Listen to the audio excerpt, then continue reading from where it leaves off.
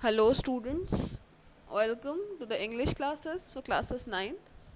I am Mrs. Sangeeta Saxena and today we'll be going on with the next part of the fourth chapter of a supplementary reader movements, that is the Kingdom of Fools. So before beginning this class, I wanted to inform you regarding the class tests that will take place from 20th to 30th of August. The date sheet for the same will be given to you very soon.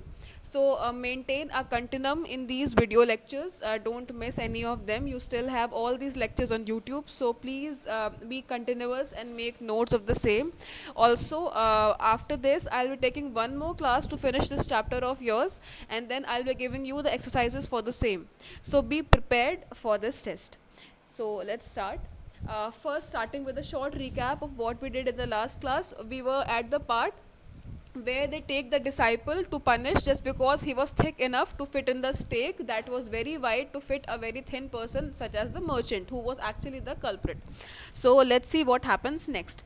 Now the king's men have taken that disciple, and now disciple is pleading, "What have I done wrong? I am innocent. I am a sannyasi," he cried.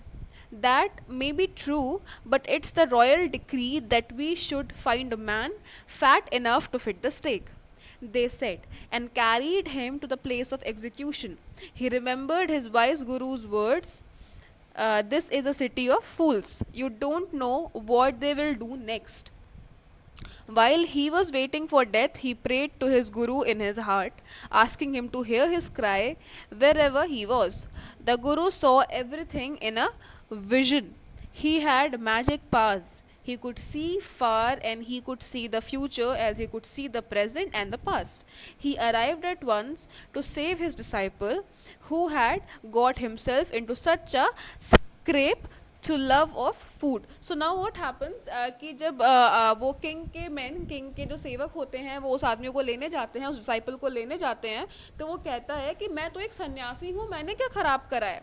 तो वो कहते हैं कि this is the royal decree that we must follow, that we should this is the royal order. Decree का मतलब order, that is it is the royal order. ये king का order है कि हमें एक ऐसा मोटा आदमी ढूंढना है जो कि स्टेक में फिट हो जाए.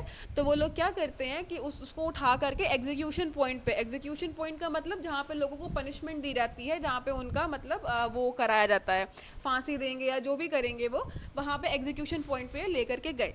सो व्हाट हैपेंस देयर, जो वो होता है डिसाइपल, वो अपनी डेथ का वेट कर रहा होता है, प्लस क्या होता है ना, वो अपने मन में अपने गुरुजी के बारे में सोच रहा होता है. वो कहता है किसी तरीके से गुरुजी यहाँ पर आ जाएं और आ करके वो मतलब मुझे बचा लें किसी तरीके से, मुझे किसी तरीके से बचा ले वो यहाँ से आ करके. और जो वो गुरु होते हैं वो उसने वो मतलब डिसाइपल ने अपने हार्ट में, उस चेले ने अपने हार्ट में गुरु जी को याद करा होता है, और गुरु जी के पास मैजिक पावर्स होते हैं. वो प्रेजेंट पास्ट फ्यूचर सब कुछ देख सकते हैं.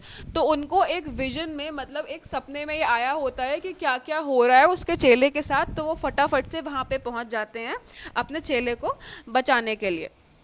ठीक है. सो हाँ, he arrived at once to save his disciple who had himself into such a scrape through love of food.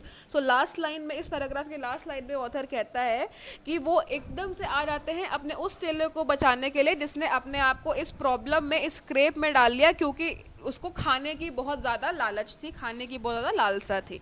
Next, as soon as he arrived he scolded the disciple and told him something in a whisper. Then he went to the king and addressed him, "O wisest of kings, who is greater, the guru or the disciple?" "Of course the guru, no doubt about it. Now why do you ask? Then put me to the stake first, put my disciple to death after me." So now what happens, वो क्या करता है, जैसे ही वो गुरु आता है, वो सबसे पहले अपने चेले को स्कोल्ड करता है, उसको डांटता है, और उसके कानों में एक विस्पर में, मतलब भुनभुनाते हुए कुछ कहता है. उसके बाद वो जाता है किंग को एड्रेस करने के लिए, मतलब किंग से बात करने के लिए, और वो कहता है, "ओ वाइजेस्ट ऑफ किंग्स, हे महान राजन." वो कहता है then, "who is greater, the guru or the disciple?" तो गुरु और चेले में ज़्यादा बड़ा या ज़्यादा ग्रेट कौन होता है? तो किंग इसका रिप्लाई करता है of course the Guru. King ने रिप्लाई करा हाँ ज़रूरी, मतलब गुरु ही बड़ा होता है, इसके बारे में कोई डाउट ही नहीं है, आप मुझसे ये क्यों पूछ रहे हैं? Then put me to the stake first, put my disciple to death after me.